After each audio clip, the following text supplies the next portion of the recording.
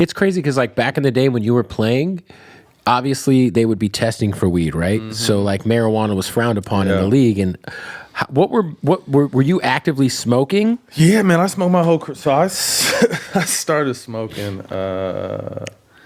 like 8th grade to 9th grade summer.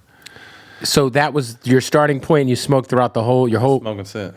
So what were ways you were dodging the tests? So when I first got in the league, like they used to do one team drug test in the preseason. So they would test everybody in one day.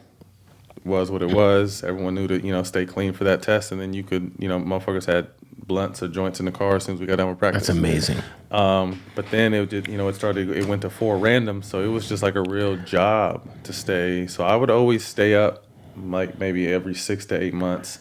I would stock up on these. I'd go to I can say it now because it's not legal. So I go to GNC and I just tell them like, yo, and they'd always recognize it. Well, like, what's the best drink to clean out? Marijuana. The detox stuff, yeah. And I'd be upfront with them, and it was never shit that was out, what everyone could see. Here, take this. No, my cousins on probation used to always have to go and get that shit and then drink a bunch of it. So it was always underneath the counter. So like my test day, so I used to pay my trainers a little bit of bread to just kind of give me a heads up, like, hey, because at first they would say the names, so we would really know who's coming, but later it was when they were coming, they wouldn't say who was getting tested till you got there. So every time I got that morning call, which everyone would get the morning call, like, hey, drug test today, be ready. You get the names when you get here. I had to prepare like as if it was me.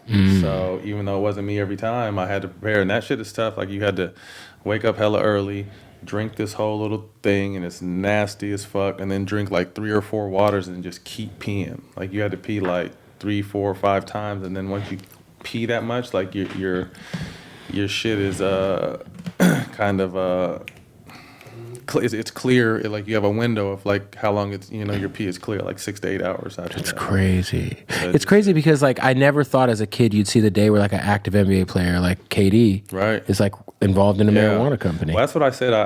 Like a lot of people took a lot of chances. I got caught twice. You get caught 3 times, you're suspended for 5 games, and everyone knows about it. So I got caught twice in my 15 years, but also like you're allowed to admit yourself to the program as well if you know you're gonna fail. One time I didn't have my drink and they got me. I was slipping, so I called the dudes right there like, yo, I'm about to get tested and I know I'm gonna fail, and they'll allow you to come into the rehab program, and you gotta get yourself. Think about all the money the NBA took from people back then, and just people's careers. And then on the flip side, they'll shoot us with Toradol. They'll give us any kind of painkiller we can ask for, as much as we need, and I'm sure football's even worse. And it's just like they want to pump us full of that, but not the actual anti-inflammatories that aren't addictive. They want to fine us and suspend us, and some people even lose their career, over something that can help us now. That something that's legal now as well.